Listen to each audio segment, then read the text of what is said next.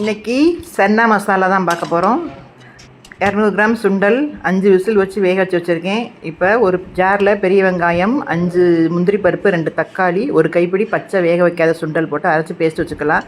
இப்போ சட்டியில் எண்ணெய் ஊற்றிட்டு ஒரு ஏலக்காய், பட்டை, கிராம்பு, சோம்பு, கல்பாசி, பிரிஞ்சி இலை போட்டுட்டு பெரிய வெங்காயம், பச்சை மிளகாய் 4, கருவேப்பிலை கொஞ்சம் போட்டு நல்லா கலரி விட்டுடலாம். இப்போ இஞ்சி பூண்டு பேஸ்ட்டு 1 ஸ்பூன் போட்டுடலாம்.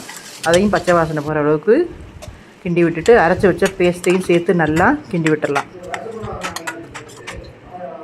இப்போ மஞ்சள் தூள், தனி மிளகாய் தூள், மிளகு சீரகத்தூள் போட்டு நல்லா கிண்டி விட்டுடலாம். இப்போ கறி மசாலா சேர்த்துட்டு இப்போ வேக வச்ச சுண்டலையும் தண்ணியோடு சேர்த்துடலாம். நல்லா கிரேவி அரைச்சி போட்டிருக்கிறதுனால நல்லா கிரேவி நல்லா வரும். தேவையான அளவு உப்பு போட்டுட்டு 2 கொதிக்கட்டும். இப்போ கஸ்தூரி மேத்தி கொஞ்சம் சேர்த்துடலாம், உப்பு சேர்த்துடலாம், கொஞ்சமாக ஜீனி சேர்த்துடலாம், கொத்தமல்லி சேர்த்து இறக்கிட்டோம்னா சூப்பரான சன்னா மசாலா ரெடி. சப்பாத்தி பூரிக்கு அட்டகாசமாக இருக்கும். செஞ்சு பாருங்கள். சூப்பரான சன்னா மசாலா ரெடி.